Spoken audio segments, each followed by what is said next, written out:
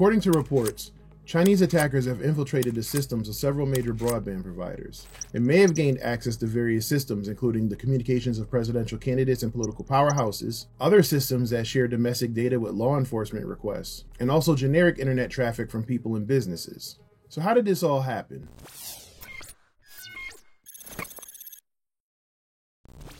The attack, which was first reported by the Wall Street Journal, is believed to have been carried out by the Chinese Advanced Persistent Threat Group, or APT, known as Salt Typhoon.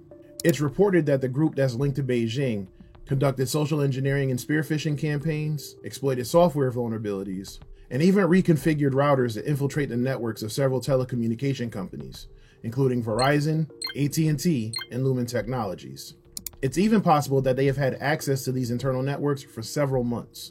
While the investigation is still ongoing, it's believed that once the attackers were inside the networks, they may have gained access to a wide range of sensitive data, including customer account data, which includes personal information like names, addresses, and financial details, network infrastructure, which if under the attacker's control, could enable them to disrupt communications or launch further attacks, and information relating to lawful federal requests for wiretaps. This one is particularly alarming as it could potentially compromise ongoing investigations and expose confidential information.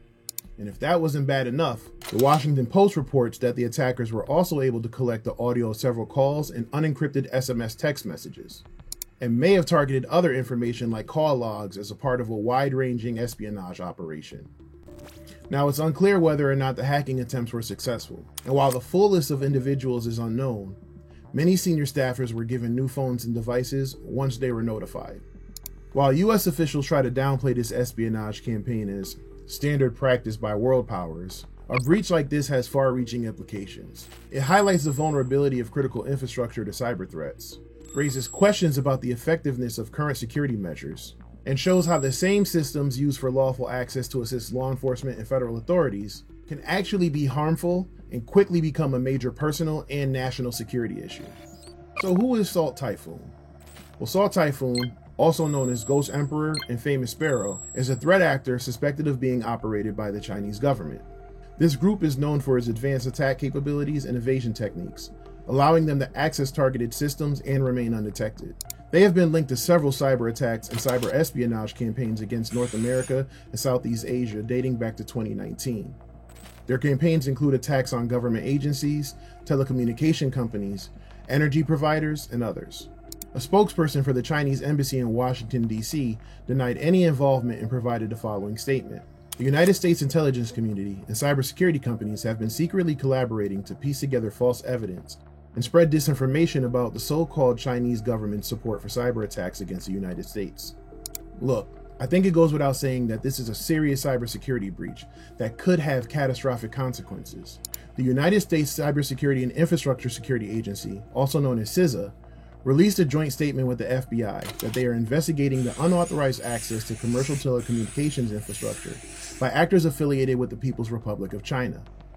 CISA also referred questions about the alleged attack to the service providers, who have all declined to comment at this time.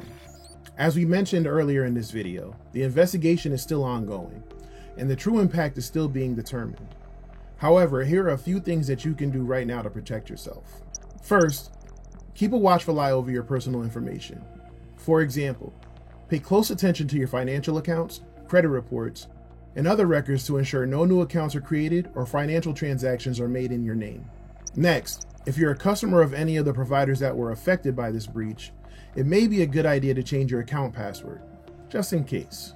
Always remember to use strong passwords and multi-factor authentication. Also, make sure to enable enhanced security features like Verizon's enhanced authentication and port freezing. Lastly, be suspicious of any unsolicited emails and attachments, especially if they're from any of the service providers that were affected in this breach. If in doubt, look up your provider's customer service information and contact them directly. Let me know if you have any questions or concerns in the comment section below.